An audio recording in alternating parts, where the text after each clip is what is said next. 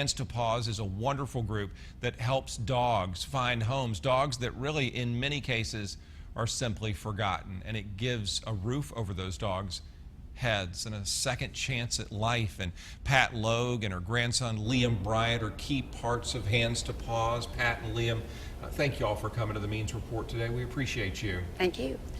So Pat, let's just kind of get a general idea of how this happens. Where do you find these dogs? Do people drop them off at Hands to Paws? Do you get a phone call to come get them? How's it work? Yes, pretty much any way you can think of. Yeah.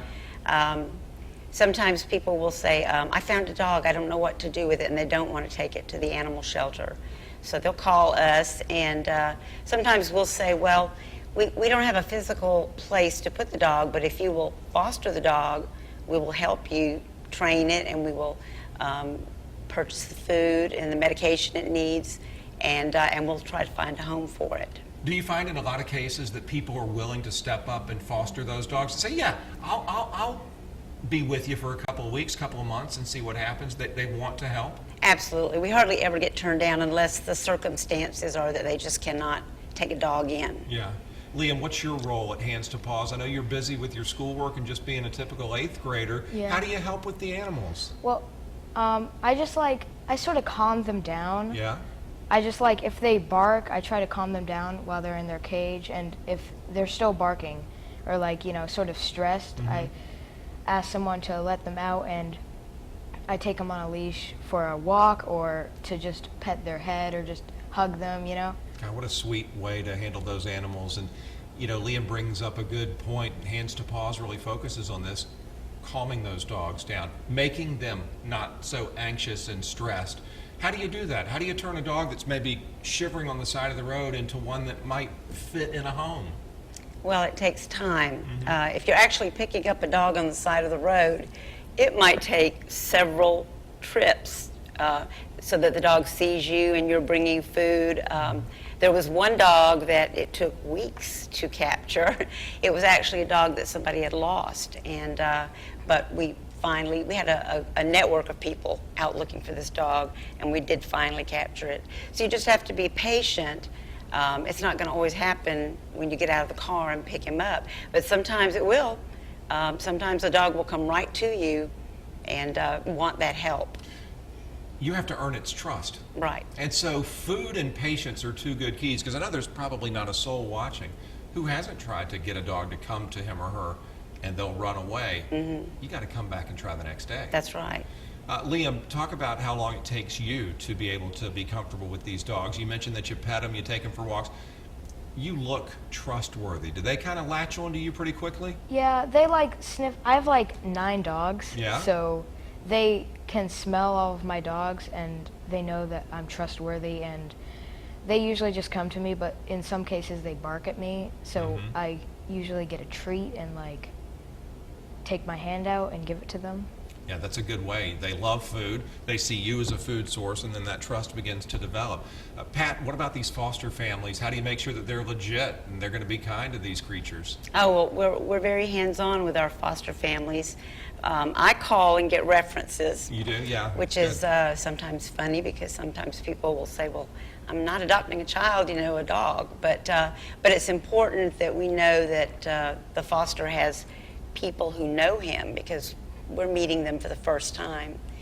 And when we have a application process, so we learn about the foster parent.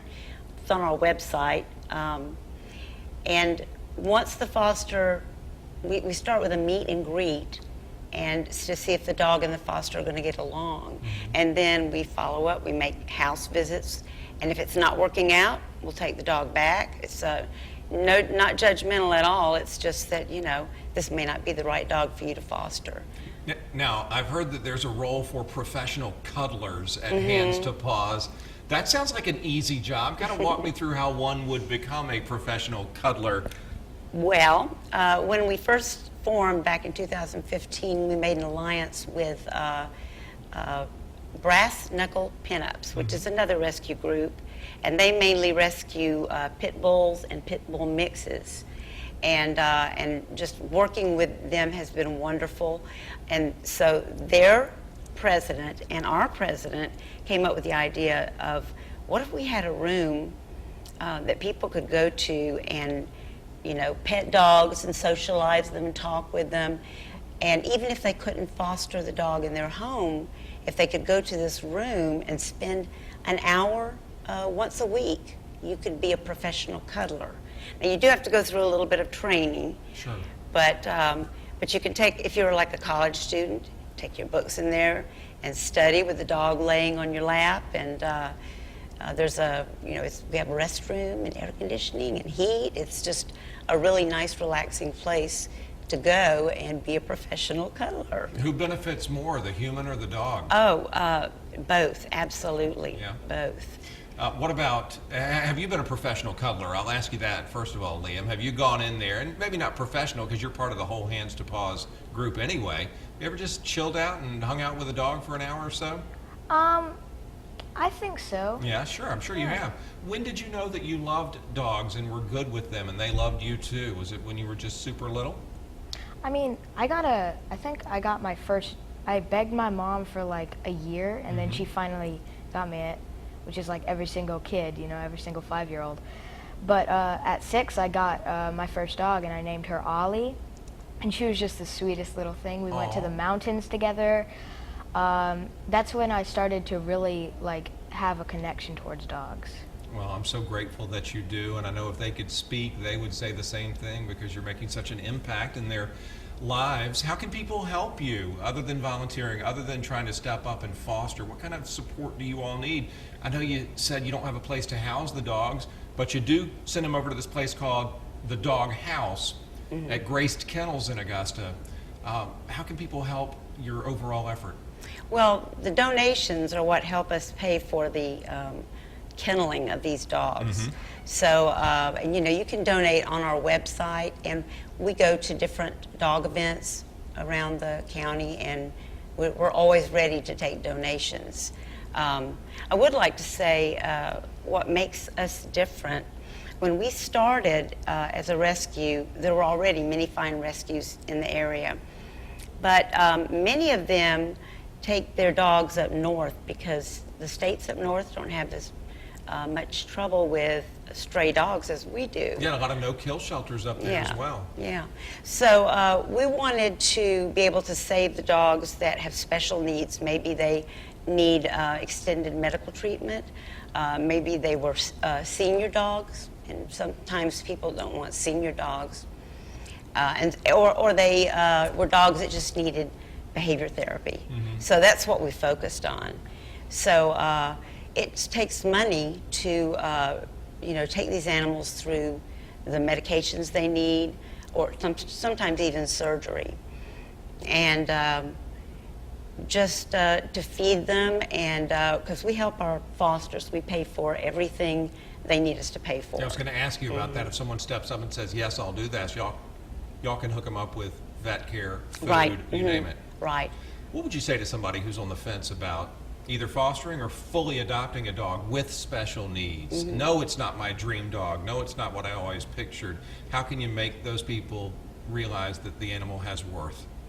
Well, I'm sure they know that the animal has worth because they show up at our doorstep. So I know that they already know that, but they can take the animal home and try it out and see if it works, and we can come in and give them pointers, and if it doesn't, we can take the dog back. So there's no risk involved. What would you say to someone, what's something that the average person might not know about caring for a dog that you notice, that you say, no, if you only knew this, it would make it easier, and the light bulb to the human finally comes on, something we may overlook? Well, I think it's that it's okay to kennel a dog within the house. Really? No, it makes them feel like they're in jail. When I grew up, you didn't do that. Yeah. But I found out it is a great, dogs are den animals, so it's a great way to make them feel protected and safe. And so if you know that, you might be more inclined to foster. It's funny, I used to think that. I used to think, oh no, it makes them feel like they're in jail, and I was kidding just then. They want it. There's something in a dog's DNA that makes him want to get into a kennel. And if you don't have a kennel, they'll sometimes just hang out under a chair or in the corner of a room. Exactly right. Right. Yes. What do you want to do when you grow up? When you have to move on with your life, you still think you'll be involved with animals? I think so, but the main thing I want to do when I grow up is either be an actor or a musical producer. What's your favorite instrument? Or kind of Piano. music? Piano? Piano. Okay. You ever play the piano for the dogs? No. Liam, I appreciate everything you do for those animals. They love you, don't they? Yes. Of they your do. nine dogs, which is your favorite? I don't really like to pick favorites, but They're not watching. yeah. Well, we have 9 dogs, but not all of them are ours. Yeah. You know, some of them belong to her. We live like right next to each other. Mm-hmm. So she has like half of the dogs. So we only have 3. So she has 6. You love them all, don't you? Mhm. Yeah. We live on like a giant farm. Listen, I am so thankful for you and what you do, all right? And I appreciate you. Leave the Means Report today, go out into the world, and keep doing great things. Liam, you hear me? You are an outstanding young man. Pat, thank you for what you do for our sweet dogs. Thank you. And I know you're going to get a ton of support. I want to put the information on the screen right now. It's Hands to Paws. They are an outstanding organization. Won't you please help them continue their mission? All the information there on your screen. Pat and Liam, y'all were awesome guests.